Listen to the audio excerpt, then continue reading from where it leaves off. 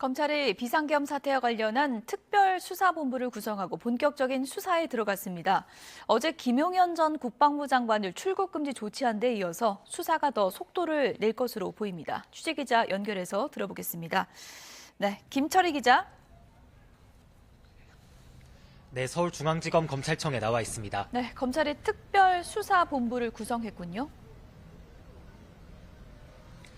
네, 검찰이 박세현 서울고검장을 본부장으로 하는 특별수사본부를 구성했습니다.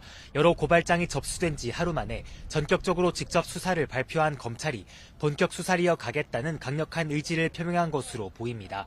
김종우 남부지검 2차장 검사가 수사를 총괄하고 이찬규 중앙지검 공공수사 1부장과 최순호 중앙지검 형사 3부장이 김 차장과 함께합니다. 검찰은 특수본을 통해 이번 비상계엄 관련 사건을 엄정 수사하겠다고 강조했는데요. 검수완박에 따라 내란죄는 검찰 직접 수사 대상은 아니지만 직권남용 혐의로 수사를 개시하면 내란죄까지 들여다볼 수 있다는 게 검찰 판단입니다. 어제 아침 관련 보고를 받은 심우정 검찰총장이 직접 수사 결정을 내렸고요. 직에서 물러난 김용현 전 장관에 대해선 도주려가 있다고 판단해 발빠르게 출국금지 조치까지 내렸는데 특수본까지 구성한 만큼 앞으로 수사는 더 속도를 낼 것으로 보입니다.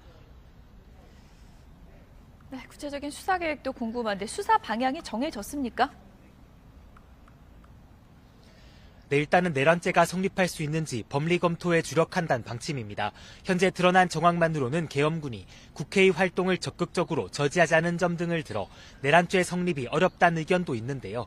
하지만 대통령 등이 계엄 선포 직후 의원들의 표결을 막기 위해 주요 인사 체포 계획 등을 수립했다면 내란 혐의가 명확해질 수 있습니다.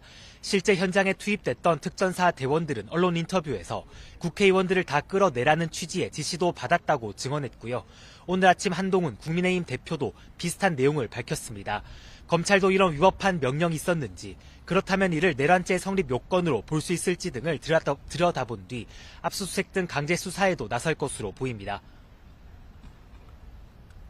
네, 지금 검찰뿐 아니라 경찰에서도 지금 전담팀을 구성했고 또 여기에다가 공수처까지 수사를 시작하면서 말 그대로 동시다발 수사가 진행이 되고 있는데요. 이건 어떻게 조정이 되는 겁니까? 네, 말씀하신 것처럼 공수처도 윤 대통령과 경찰 고위직 고발 사건까지 모두 배당을 마쳤습니다. 경찰 역시 대규모 전담 수사팀을 구성했는데요. 검찰은 수사 경험 등을 이유로 직접 수사 의지를 강하게 밝히고 있습니다. 지금으로선 검찰과 경찰이 경쟁적으로 수사하는 양상이라 어떻게든 조정이 필요한 상황입니다.